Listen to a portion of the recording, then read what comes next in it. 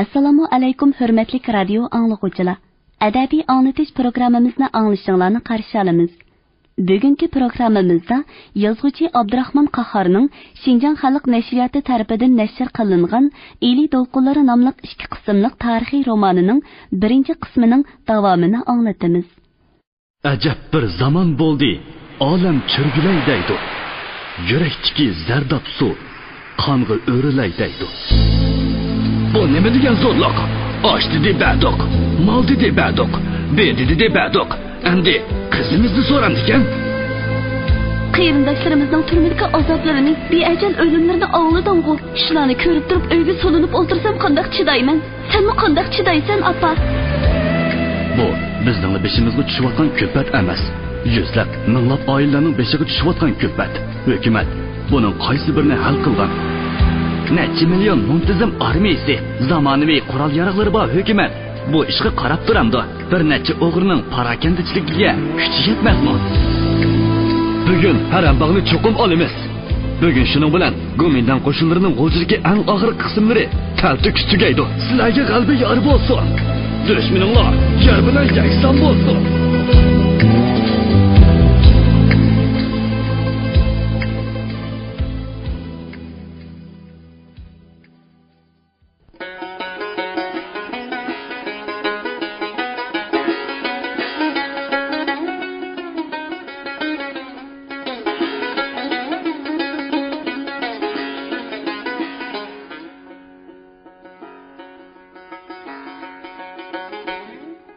Oradan 10 minutdek o'tmayla cho'ng qo'rining g'arbidagi kichik eshikdan nodamni yolib bir guruh askar chiqdi va tezlik bilan uni mashinaga soldida Sulton Vaysiga elib ketdi. Chaqmoq o'z boshliqidan qobil yo'l boshlig'uvchisidan ayrilib qoldi. U qanday kunlarga qolar? Taqdiri nima bo'lar? Gomindan tutgan odamlarning tirik qolgani oz. Uni bir iloji qilib qutuldirish kerak edi. Qutuldirishmi oson emas. Qutuldirish uchun uning nadiligini bilish kerak. Yomon yeri nadiligini hech kim bilmaydi. Uning nadiligini bilish va uni qutuldirish chaqmoq guruhining ustiga tushgan og'ir vazifa edi. Tong etishga oz qolganda Botir G'ozi boshlab kelgan Anvar boshchiligidagi 2-chi partizanlar atriti bir-biri bilan toza elishib, holidan ketgan Gomindan qo'shinlarining ustiga shiddat bilan bostirib keldi va ularni terbiran qilibdi. Atsi bir necha odamlarning eg'ir yordar bo'lgan chaqmoq guruhisini nodamning yo'qligi aytqusiz cho'nqur qayg'uga soldi. Uning yo o'lik, yo tiriki tepilmagan edi. Ulug' maqsad yo'lida tezli sirdosh do'st bo'lib ketgan Botir G'ozi, Ishoq Orishlarning yoshliq ko'zlari mo'ldirlab Anvarga qaraydi. Bu ish hammadan ko'proq Anvarga alam qilgan edi. Ular bir necha yil birga bo'lgan. Ularning qayg'usi, muңlari, sarguzashtlari o'rtaq bo'lib qolgan emasmidi? Endilikda iloji yo'q deb qarab turishga bo'lamdi. Uning izdirkini qilish kerak. Anvar alamlik ham azoblik cho'nqur o'yga patgan edi. Uning izdirkini qilish haqiqatan qiyin. Odam bir tal to'g'risini yitirib qo'ysimi, uning izdirkini qildi. Bir qaysar jangchimizni, yo'ldishimizni qutuldirish uchun mardlik qilgan sabdishimizni izlab topmasak, ham uni qutuldurmasak qandoq bo'ladi? Qopqi turilgan Anvarning oldida qoidadan saplangan chaqmoq razvedkachilar guruhi qatorlashib turadi. Anvar o'yladi. Demak, nodamni Sulton Vaysga ep ketgan. Nihoyat tez ep ketgan. U yerda uni albatta to'xtatmaydi. Partizanlar sepi ichidagi odam deb darhol shaharga yetkazdi. Shunga oldini to'rab, uni jazman qutuldirish kerak. Chaqmoq guruhi, diqqat! Sizlarga buyruq qilaman. Birinchi, chaqmoq razvedkachilar guruhining vaqtli boshlig'i Botir G'ozi bo'ladi. Ikkinchi, chaqmoq guruhining bir qismi nodamni qutuldirish uchun hozir darhol olinib qo'sh ko'vrikka mavsun. Uchinchi, chaqmoq guruhi tegib tugatmagan vazifani davomli ijro qilish uchun bugun kechida Sulton Vaysga qarab yo'lga chiqsin. Partizanlar 2-chi atritining komandiri Anvarning buyrug'i bilan Ishoq boshliq 3 nafar razvedkachiga Goyitning atritidan bir necha partizanlar qo'shilib, darhol qo'sh ko'vrikka yurib ketdi. Anvar o'z atritini boshlab Jalinqul tarafga yurib ketdi. Oysiz kecha. Oysiz kechalar ular uchun nihoyatda qimmatli. Ular o'zlarimu, mingan otlarimu mundaq kechalarda yo'l mengishga ko'nib ketgan. Mundaq kechalarda razvedkaga chiqishning ko'ngillik ekanligini va buning qadrini ular boshqalarga qaraganda nihoyatda yaxshi biladi. Boshqalar otliq uyquning payzini surganda, ular yo'shirinib yurib dushman ahvolini egilashning yoki dushman ichiga kirib elib, o'ylamagan yerdan chiqib tuyuqsiz zarba berishning payzini surdi. Odatda kishilar mundaq oysiz kechalarda bayqalmagan nurg'un narsalarni ular tezli bayqab oladi. Yiroqdan qorayib ko'ringan narsa odammi, dal-daraxtmi, yo'g'on toshmi yoki boshqa narsami, buni ular boshqalardan har qachon yaxshiroq biladi. Shuning uchun dushmanning oysiz kechalardan haddi hisobsiz darajada qo'rqishimi hargiz sababsiz emas. Razvedkachilar Subtayning ichi bilan mongmay, uning janubidagi binamlik bilan to'p-to'g'ri Sulton Vays mozor mahallasiga o'tib ketdi. Ular ig'ir yotquda Sulton Vaysga yaqinlab keldi va otlarini yo'ritib, Nog'rixona deb ataladigan egiz uchma cho'qiliq taqqa chiqdi-da, otlaridan tushmay, qamchilarga tayangan holda atrofga ko'z tashladi. Uzundan uzun so'zilib ketgan Obral teg'i hayvatlik sirdak beshini ko'tarib qarayib yotmoqda. G'ol ichidagi bu yeza jimjit uyquda. Mahallaning o'tirisidan eqib o'tadigan Mingmaral tog'laridan keladigan suv bir xil sharqirab oqmoqda edi. Ular Nog'rixondan qaytib tushib, bir oz mong'andan keyin mahallaga yetib keldi. Lekin mahallaga kirmay, kelkin suvlari yalab urib, ba'zi yerlarida 3-4 metr cho'nqurlikda yorliq paydo qilib eqiyotgan suv bo'yiga tushdi. Otlarini shu yerga bog'ildida o'zlari maslahatga o'ltirdi. Mana manzilimizga yetib keldik, dedi Botir Xozi. Mushu yorliq bizning mahallaning o'tirisiga ep bordi. Biz oldi bilan nodamning nadligini o'qishimiz zarur. Arash so'z qistirib dedi. To'g'ri, u mashadimi yoki shaharga ep ketdimi? Buni o'qmasak bo'lmaydi. Bu yerga kishilar balki bila. Men o'qib kelay, dedi cho'ng qora suvdagi jangdan keyin razvedkachilar sepiga qo'shilgan Jamoliddin. Bu yerda mening tunishlarim bor. Bo'ladi, sen bor, vaqt qiz. Tez qaytishim kerak. Botir Xozi uningga yana bir razvedkachini qo'shib mong'uzdi. Ajab, ha? Saqlardan texchi derak yo'q. Ular qo'sh ko'rikka bog'cha nodamni ep ketdimi ya? Dedi Arash. Yo'q, undaq bo'lishi mumkin emas. Uni bu yerda so'roq qilmaydi demsan. Mangan bo'lsa, bugun kechida mangandi. Botir Xozi shundoq dedi-da, shuk bo'lib qoldi. Qolganlarmi shuk bo'lib qoldi. Ular hammasila nodamni o'ylashmoqda edi. Jimjit kecha. Faqat razvedkachilarning otlarining oralab purqib qo'yishila o'nib qoladi. Bo'lmasa, mahalla ichida xuddi hayotliq o'chib qolgandek hech qanday tevish anglanmaydi. Tuyuqsiz ishlarning hovishishi anglanib qoldi. Hayol qolmay Jamoliddinlar yetib keldi. Yo'q, bundan 2-3 soat ilgari qo'li bog'langan birini go'mindonchilar mashinasi silib shahar tarafga ep ketganligini ba'zi kishilar ko'ribdi. Razvedkachilar qayg'u bilan beshini aydi. Ig'ir xursindi. Ular umidini amdi qo'sh ko'rikka ketganlarga bog'lashdan boshqa chora topolmadi. Qorong'i tushib, hamma yoq jimig'andan keyin eshik oldida to'xtagan mashinaga qo'li bog'langan nodam o'ltirg'izildi. Ikki yenig'i miltiq tutgan ikki askar o'ltirdi. Mashina gurildab o't oldi. Qora suvdagi urushda jinini oron qutqizib qochib kelgan batalyon komandiri shopirning yanida o'tirgan ofitserga "Sizlarga et, bu 6 o'g'rining muhim odam ekan. Buni Jao Yinjang o'zi tutdi deb et. Qo'rdingmi? Yo'lda paqas bo'linglar. Yo'lladimi? O'g'irlarning odamlari bo'lishi mumkin. Oldinglardan to'rab chiqib qolsa, bo'shanglik qilmay, dastib o'tib ketinglar. Tez menglar." Mashina qizil ko'talga chirqirab yomishib chiqdi-da, tövanga, do'ng mozorga uchqandek yurib ketdi. Kechining sovuq shamili yuzni hardek chiqib o'tadi. Nodam osmondagi sonsizlagan yulduzlarga qarab xiyol bilan ketib bormoqda edi. Meni albatta eli qo'mondonlik shtabiga opirdi. O yerda so'roq qildi. Savollar tushunishlik. Menga savollar berilmadimi? Qiynab azoblamadimi?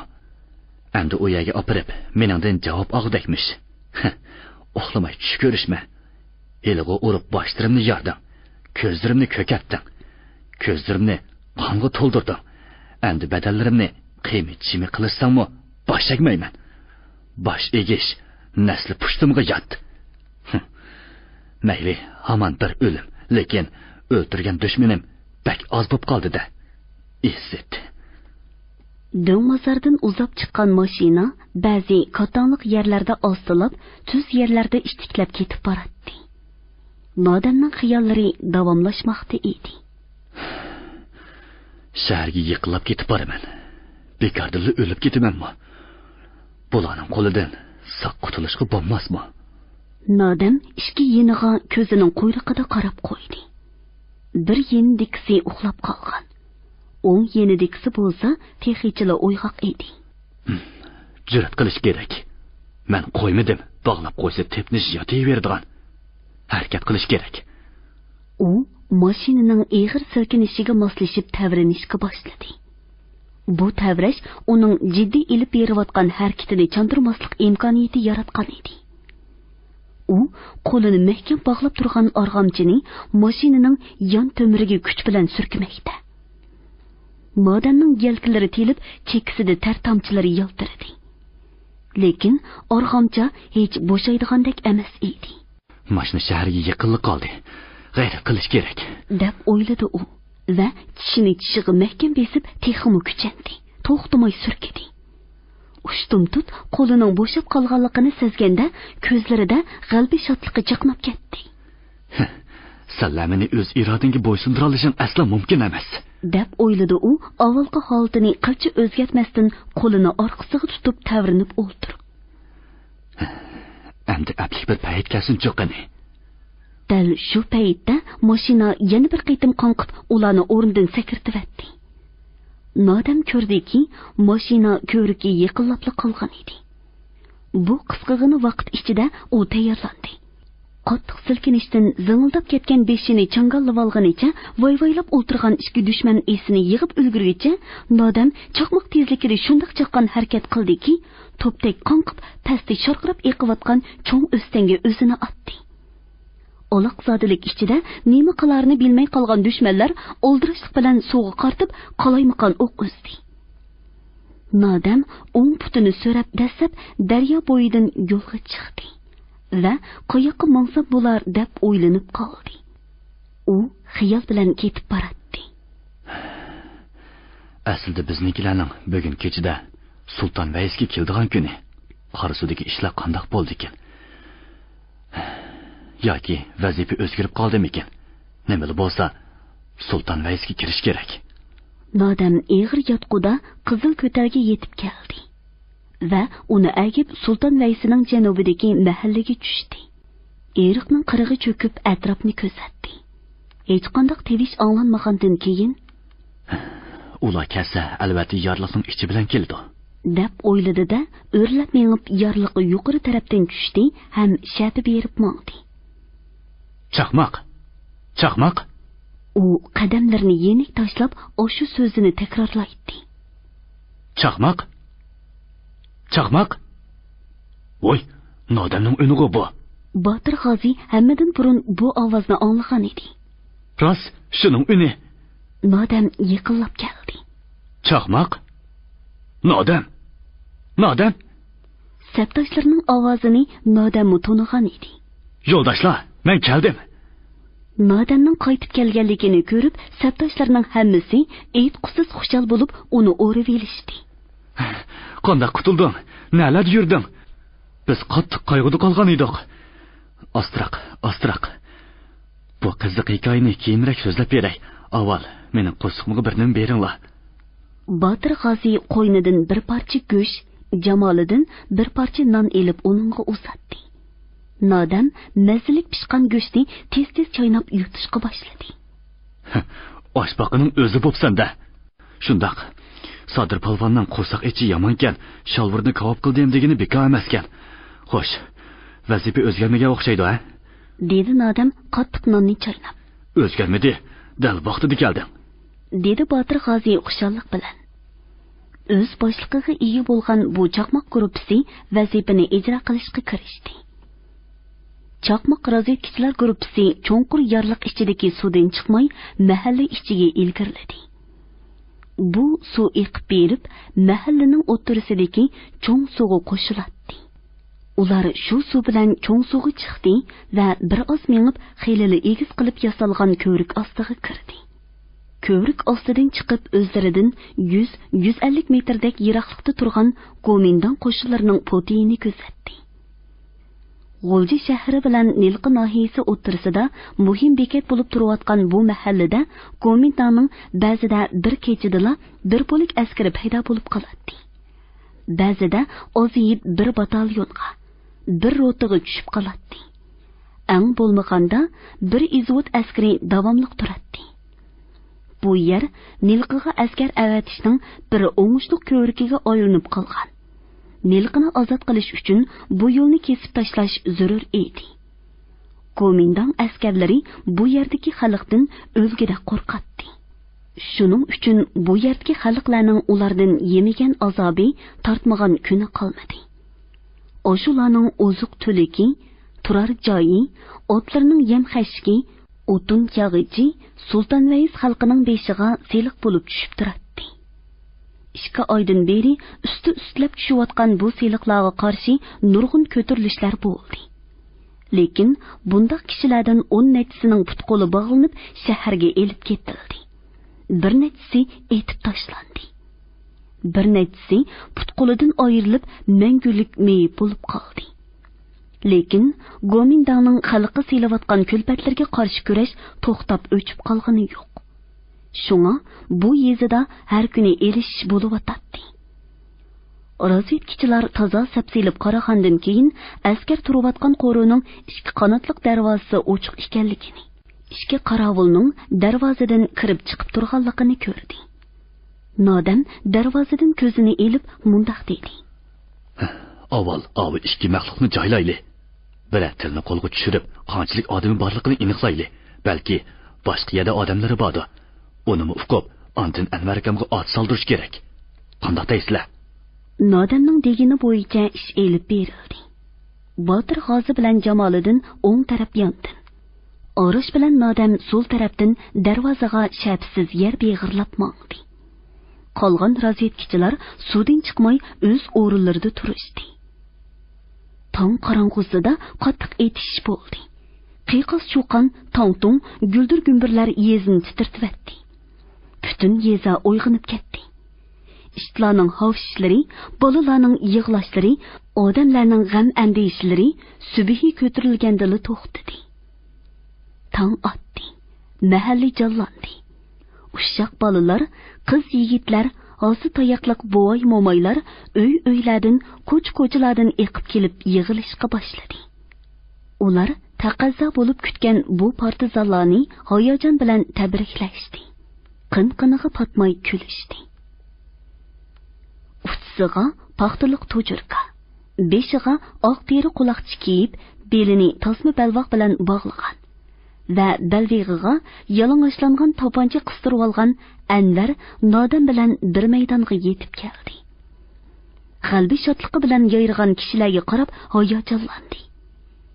Anvar yo'g'on qora yog'och ko'tikiga chiqdi. Butun maydon go'yo chivin usti anglangudek jimib, hammaylan Anvarning og'ziga qarashdi. Ota-onalar, aka-ukalar, hadi singillar, dedi u ayirib so'zlab. Biz Gomindan jallodlardan Sulton Vays mahallasini ozod qildik. Biz Gomindanning zulmidan qutuldik. Endi butun xalqimizni bu zulmdan qutuldiramiz. Maydonda qiyiqos cho'qqan yangridi. Oldimizga to'salg'ular supurib tashlandi, dedi Anvar Nodamga keng maydondan yenib chiqib etdi. Gomindan bütün askarni Nelqiga ochiqidi. Biz Nelq tog'laridagi bütün partizanlar G'ul shahriga yurish qilamiz. Sizning chaqmoq ko'ribman, avval menishi mumkin. Tayyorlanib turinglar. Biz tayyor. Dedi Nodam xushallik bilan Anvarga qarab. 17-bob. Bir necha qitimliq ig'ir mag'lubiyatdan keyin Gomindan bütün kuchi bilan Nelqiga tashlandi.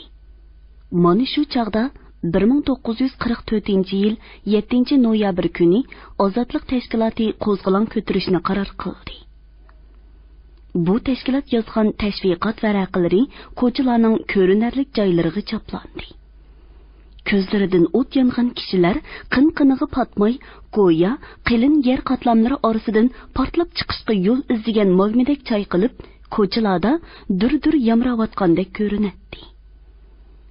Ular qistilashib, varaqalar choplangan yerlarga o'lishadi.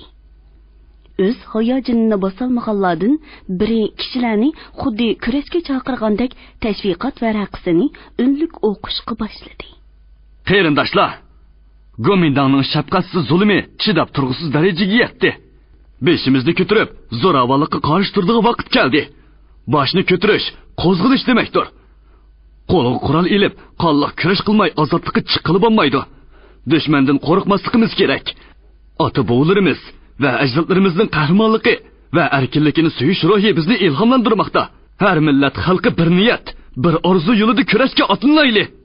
Bu so'zlardan ilhomlangan o'quvchi tashviq varaqini og'ziga tegmay ishtik o'qimoqda edi. Kimdir biri uningga varqiradi. Hay, odrimay donimi qilib o'qi. U davomlashtirib o'qidi. Dushman mag'lubiyat kunlari qancha yaqinlashgan sari shuncha tipirlamoqda.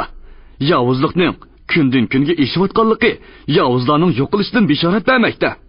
Nelqi qo'zg'olonchilarining Gomindan qo'shinlarini turkumlab yo'qotishi buningga isbot. Dushman halokatli taqdirdan hargiz qechib qutula olmaydi. Biz cho'qim g'alaba qilamiz. Qo'zg'alaylik qarindoshlar. Ozodlik sepiga uyushaylik qarindoshlar. Qo'limizga qurol olaylik qarindoshlar. Yo'qolsin Gomindan, yashsin inqilob. To'plashgan kishilarga qarab, bir to'p qurolliq cheriklar yiroqdan yugurishib keldi. Kishilar go'yo ularni ko'rmagandek pisand qilmasdan o'z o'rinlarida turishadi. Ko'cha tomlariga, sim tanab to'riklariga mundaq tashviqot varaqalari chaplanayotganiga 2 oy bo'lib qoldi. Bu varaqalar qanchalik yirtilib tursa, shunchalik chaplanadi, ko'payib turadi. Hukumat qanchalik chora-tadbirlarni qo'llanibmi, uni to'xtatib qola olmadi. Bu hol xalqning orzularini ishonchga aylantirdi. Hozirgi xalq bir oyning oldidagi xalq emas edi. U chog'larda cheriklar kishilarni qo'g'lasa qochadi yoki qechib ketib, yana qaytib kelib to'plashadi. Hozircha qochmaydi. Cheriklarga nafratlik so'zlarni yog'dira oladi. Quruq qo'llariga qaramay ularga esiladi, elishidi. Bu hol butun shahar ko'chalarida umumlashib qoldi. Shunga qo'zg'olonchilar rahbarligi harakatni jiddiylashtirish, tezlashtirishga kirishdi. Cho'ng uyning o'tirsiga qo'yilgan ustalni cho'ridab 7 kishi o'ri turadi. Ularning o'tirsidagi bug'doy o'nglik, qirqimi qora burutliq, xushqo'y kishi Ahmadjon qo'lidagi qarindosh bilan ustalga yeyilgan g'ulja xaritasiga qizil istiralkalarni qo'ymoqda edi. Uning yenida Abdukerim Abbasov xaritaga ko'z uzmay qarab turadi. Ular 1 soatdan beri muzokara qilib, shaharning eng dastlab hujum qiladigan nuqtalarini belgilayotdi. Kunning xilili sovuqligiga qaramay, ular chapinining izmlarini yeshivatgan. Birdam u yoqdan bu yoqqa mangadi, birdam xaritaga qaraydi. Ular hammasi jiddiylashgan edi. Elingan ma'lumotning toza aniq bo'lishini qayta tekshirishga ketgan kishi uyga kirdida doklad qildi. Ma'lumotning o'xshash. Gomindan qo'shinlardan Nelqiga yurish qilib ketgani 5000 o'pchorsida. G'uljida qolgani 382-polikning 2 batalyoni, 4-polikning 1 batalyoni, aviatsiya maktabining o'quvchilaridan bo'lib, jami 1500-1600 atrofida. Bular aerodrom, bosh soqchi va shaharning sharq-shimolidagi gazarmaga to'plashgan. Az bir qismi eli qo'mondonlik shtabida turibdi. Doklad qilguvchi kishi oldiramay raqamlarni nihoyatda aniq qilib ma'lum qildi. Demak, ma'lumot ishonchli bo'ldi, dedi Ahmadjon Qosimi. U qo'lidagi qeyrindosh bilan xaritaning bir qancha yeriga ko'rsatgich belgisini qo'ydi-da, mundaq dedi. G'uljidan bir qism qo'zg'olonchilar Nelqiga ketgan. Biz texi ojiz. Nelqi qo'zg'olonchilari hozirgacha yetib kelmayotdi. Ular yo'l bo'yi mushaqqatli janglarni qilyotdi. U dushmanlar bilan kuch selishtirmasi jihatda bir necha hassa to'van turgan qo'zg'olonchilarning harakatlanish yo'llarini ko'rsatib so'zlamoqda edi. Biz go'mindanchilar to'plashgan cho'ng o'rinlarga hozircha hujum qilmaymiz. Asosiy ojiz o'rinlarga, keyingi cho'ng ko'lamli hujumlarimizga yo'l ochadigan o'rinlarga avval hujum qilamiz. Qani, biz mushundaq hujumlarni boshlaylik-chi. Uyg'ongan xalqimiz xuddi ulg'aygan qiyondek sepimizga kayni-kaynidan kelib qo'shildi. Chunki xalqimiz inqilob qilishning zarurligini his qildi, tushundi. Beshiga tushayotgan kulfatlarni mushundaq inqilob bilan, yer bilan yakson qildiganligini bildi. Biz inqilob qilishga haqliqmiz. Biz haqqoniy ish qilyapmiz. Jondan kechsak, kechimizki bu yo'ldan endi yonmaymiz. Chunki biz zulmga qarshi inqilob qilishga jur'atli xalq. Yo'ldoshlar, men hozir vazifalarni taqsim qilaman. U xaritadagi ko'rsatgich belgilari qo'yilgan o'rinlarni aniq ko'rsatib turib, taqsimlangan vazifalarni bir-birlab e'lon qildi. Abbosov guruhi Lyubendini tirik tutishga mangdi. Men bir ishni qistirib o'tay. Abdukerim qatorliq bir necha kishilarimizni Go'mindan hukumatga qo'lga olmoqchi bo'lganda chat elga qochib chiqib ketgan edi. Ular 6-noyabr kuni kelib shaharning sirtidiroq ham aholisi Shalang 6 shuar mahallasidagi Ro'zaxonning qo'rosiga tushdi. Ro'zaxonning qo'rosi bizning hozirgi maxfiy shtabimiz. Ilingan ma'lumotlarga qaraganda Lyubendi uyga o'g'irlikchi bor ekan. U hozir burunqidan necha hassa quvlashib ketgan. Oshkora yurolmaydigan bo'lib qolgan. Bir kun boshsaqchi idorasida yotsa, bir kun valiy mahkamasida yoki yerim kechida uyiga berib olib, o'zini ko'rsatmay yoshirinib yurdi ekan. U andishlik, vahimalik, aloqsizlik holga tushib qolgan. Xalq oldida gunohga bo'g'ilgan odamlarla mushu holga tushib qoladi. Ham uning xotirjam kunimi bo'lmaydi. Uni imkon qadar tirik qo'lga tushirish, xalqning sotlishiga topshirish kerak. Shuni tushunish kerakki, tirik qo'lga tushsa, xalqning qo'zg'olonga bo'lgan ishonchi oshadi. Agar vaziyatda boshqa o'zgarish bo'lmasa, Abbosov guruhi, ya'ni tezla to'pidan turmusini ozod qilib, mahbuslarni bo'shatadi. U yerda Nelq qo'zg'olonchilarining odamlari bor. Siz, dedi u yenidagi bir kishiga burilib. Shaharlik soqchiga sepil yoqasi tarafdan kelib tegib tursiz. Qarshilik kuch bo'lmasa, ishg'ol qilishingiz mumkin. Avval uning ichidagi ahvollarni kuzatish kerak. Siz, deb u yana bir kishiga aytdi. Dushmanning charlash qismlarini iskanjaga olasiz va yo'q qilasiz. Bizning 3 darvoza mahallasini ishg'ol qilib, kelgusida Go'mindangning qo'mondonlik shtabiga hujum qilishning yo'lini ochamiz. Bir necha kundan beri buyruq kutib turgan bu kishilar yuklangan vazifalarni ijro qilish uchun bo'limdan bir-birlab chiqib ketishdi. Mag'lubiyat Go'mindang amaldorlarini aloqzodlikka selib qo'ydi. Go'mindangning G'uljida turishlik qismlarining qo'mondoni telefon yenidan neri ketmadi. U Urumchidan yordam kelishini taqozolik bilan kutmoqda edi. Go'mindang amaldorlarining o'ngsili o'chib, demi ichiga tushib, texmu sapralishib ketdi. Odam tutadigan ko'k mashinalarning o'ni o'chmaydigan bo'ldi. Bunda harakat qaysi kuni qo'zg'olonchilar to'pidan turmisining bir necha cheriklarini yoshirin o'ldirib, o'z odamlarini qutqizib elib ketgandan keyin toza avj oldi. Uning ustiga qo'zg'olonchilar kechalari shahar ichidagi ba'zi Go'mindang organlariga tekkandan keyin birdandala g'oyib bo'lib ketib, hukumatni aloqzodilikka selavatgan edi. Shunga Go'mindangning bir ko'zacha aeroplani ularni keyindan qo'g'lab hech yerdan iz terkini ololmadi. Shu ochiqig'i paylamay, jirg'ilangda pada-pada bo'lib o'tlab yurgan kalalarni o'q tutib yetib yondi. Yuz beriyotgan bu alomatlarga qarab kishilar, "Tova, mundaqmi hukumat bo'ladi-ki-na? Bularning beshi aylanib qolganmi nima?" deyishdi. Ko'chalarda askar liq tushgan mashinalar chirqirishib, u yoqdan bu yoqqa chepishatdi. To'planmanglar, tarqalinglar, ko'chalarga chiqmanglar degan tashviqotlar quloqni yaratdi. Klublarda yig'in etish, bozorlarda to'planish, masjidlarga kirib namoz o'qish ma'ni qilindi. Lekin kishilar keyin-keyindan kelib o'zlarini inqilobga beg'ishlaganligini, qo'liga qurol olmoqcha yonmaydiganligini bildirmoqda edi. Uch darvozaning cho'ng ko'chasida, har qaysi yon ko'chalarning do'qmushlarida Gomindaning sur kiyimlik o'liklari yotadi. Har xil kiyimli qurolli qo'zg'olonchilar ko'chaning ikki tarafidagi daraxtlarni dalda qilib, yoshirin harakat bilan soy tarafga oqatdi. Shu chog'da birdila qiyoq chiqib ketgandek gurildigan ovoz anglandi. Qiziq ish. Bu nima ovozdi? U yer bu yerda etishlar bo'layotgan. Ko'chalarda xotirjam, ishonchlik mong'ila bo'lmaydigan paytda komendantchilar tarafidan majburiy askarlikka ilingan yerlik bolalardan 200 dan oshiqroqi ratlik tizilib tosh yo'l bo'ylab qurolsiz holda mashq qilib kelmoqda edi. Ularning uftisida sovuqning xiyli qattiqligiga qaramay, g'alvirdak matoni kulda bo'yab tiktirilgan shim tujurka. Putida hay bo'lib, komendanning ikki ofitseri ularni boshqarib, komanda berib kelyapti. Ko'chaning ikki tarafidan taraslab etilgan avtomat o'qi ikki ofitserni shu an yiqitganda, yangi askarlar nima qilarini bilmay huduqib qoldi. Bu xalqlik payt edi. Fursatni g'animat bilgan qo'zg'olonchilardan biri chaqqonlik bilan ularning oldiga keldi. "Qarindoshlar, qo'rqmanglar, huduqmanglar. Biz o'z odamlar."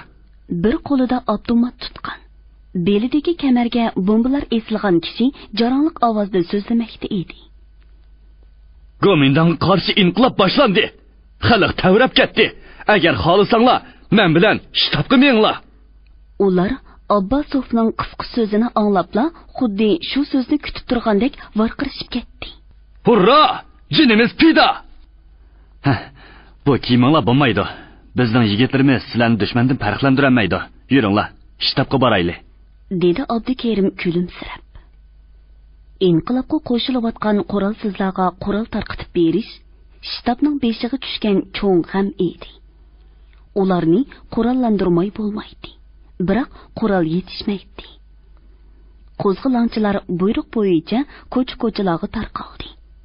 Cho'ng ko'chalarning, yon ko'chalarning do'qmushlarida, ko'rik boshlarida qorovullik qilayotgan dushmanlarga yoshirin zarba berib, ularning qurollarini tortib olmoqdan o'zga amal yo'q edi. Ham bu oson edi. Dal mushu vaqtda Nilqa qo'zg'olonchilari g'uljuga hujum qilib kirish buyrug'ini elib manganda, yo'lda komendanning bir bo'lik qismlari tog'dan tushib, ularning oldini to'rib olgan edi. Dushman bilan avval Akbar Botir atirda urushga kirdi. Lekin kuch selishtirmasi jihatda dushman ustun edi. Shunga o'ngishliq jang qila olmadi. Orqadan G'ani Botir atirdi. Osman va Nurumlar atirdi yordamga kelib qattiq jang bo'ldi. Dushman nurg'un o'liklarni qoldirib chekinib ketdi. Endi qanday qilish kerak? Ularni qo'g'lab uzil kesil yo'qtish kerakmi yoki bo'ldi qilish kerakmi? Va yoki bir qism atratlar qilib qolganlari shaharga yurish qilish kerakmi? Shaharga belgilangan vaqtda kirish zarur edi. Kechikib qolmaslik uchun atratlar to'liq yo'lga chiqdi. Bugun tongga yaqin tuyuqsiz etilgan o'qlar butun shahar xalqini uyqusidan uyg'otibdi. Öndarishib uyg'ongan kishilar etilayotgan o'q ovoziga qarab, xeylidan beri ko'chalarga chaplangan tashviqot varaqasidagi gaplarning bugun haqiqatga aylanganligiga ishondi. Tong otgandan keyin etishlar bir oz pastlab qolsa-mu, do'konlar ochilmay, savdo setiq to'xtadi. Har kunligi ish izlab cho'ng ko'rikka keladigan medikarchilar ko'rinmadi. Ishchi xizmatchilar ish o'rinlariga mangolmadi. O'qituvchi o'quvchilar maktablariga bormadi. Har kuni atiganligi o'quvchilarning oldida chiqariladigan Gomindaning 12 burjaklik bayrog'i uzun mo'mi yog'ochning uchiga chiqolmay qoldi. Nima ahvol bo'lganligini odamlar atisi bilib olishdi. Kecha Nilqa partizanlari G'o'lji shahriga ikki tarafdan hujum qilib kirgan. G'ani Botir, Fatih Muslimov, Seyid ham Osman Ibrahimov Durum Obulov, O'shram Mamatovlar rahbarligidagi atratlar G'ulji shahrining g'arbiy ham sharq tarafidan kirib, G'ulji qo'zg'olonchilari bilan qo'shilgan edi. Jasoratlik ikki qo'zg'olonchi qo'shinning qo'shilishi go'yo ikki hayvatlik daryoning qo'shilishidan hosil bo'lgan ulug' iqinga aylandi. Endi shtabning Oltishuar mahallasidagi maxfiy o'rindan shahar ichiga yo'tkash zarur bo'lib qoldi. Shtabni yo'tkash orqa saf xizmati ham partizanlarga kiyim-kechak, oziq-tulik yetkazib berish Zayniddinga topshirildi. Oltishuar mahallasi bilan Uch darvoza mahallasi oraliqidagi O'stan bo'yidagi cho'ng qo'rg'oga partizanlarning vaqtliq shtabi joylashdi. Kishilar texmi jonlandi. Partizanlarga atab dosh qazonlar esildi. Xizmat qilguvchilar put-putiga, qo'l-qo'liga tegmay yugurishmoqda edi. Biri o'tin yaratdi, biri suv to'shitdi, biri qozon qo'mishlarni yuyatdi. Bir yoqda qozoqlar akirgan o'kuz qo'ylar so'yilsa, bir yoqda shivalar akirgan tag'ir-tag'irlab guruchlar yuyilmoqda edi. Yana bir tarafdan mashinachilar, to'qimachilar elib kelgan paxtaliq chapan, kalta juva ham quloqchilar bir uyga to'shilayotdi. Ba'zilar o'zlarining minishlik otlarini partizanlarga hadiya qilmoqda edi. Bo'la emas. Yaqin mahallalardan, hatto Gomindan ishg'oliyatidagi joylardan partizanlar uchun chelak-chelaklab suyqash, cho'churilar, qozon-qozonlab pololar elib kelguchilar ko'paymoqda edi. Shu topda kishilar o'zining butun taalluqotini mushularga sarf qilayotganda qiladi. Abdukerim Abbosovning chaqirishi bilan bo'limga kirgan Nizomiddin ustal yenidagi yo'lanchuklik o'rindiqqa o'ltirdi. Abdukerim tez-tez yezayotgan xitini tugatdi-da, uningga qarab mundaq dedi. Ko'rdingizmi, xalqning tavrab ketganini? Ularning bu qo'lishi jangchilarimizga kuch, ilhom va zo'r madad bo'lmoqda. Nizomiddin apandi, mushkul vazifalar oldimizda turibdi. Sizning qismlaringizning vazifasi og'ir. Albatta, tog'larda qilingan urushdan bu yerdagisi qiyinroq bo'lishi mumkin. Shundoq, tog'dagi urushlarda dushmanlarimiz bizni izlab oldimizga mana-man deb keladi. Endi biz oldiga boramiz. Asosiy ishga kelayli. Hozir biz oldigan ikki qo'rg'on bor. Biri viloyatlik bosh soqchi, yana biri siling bu.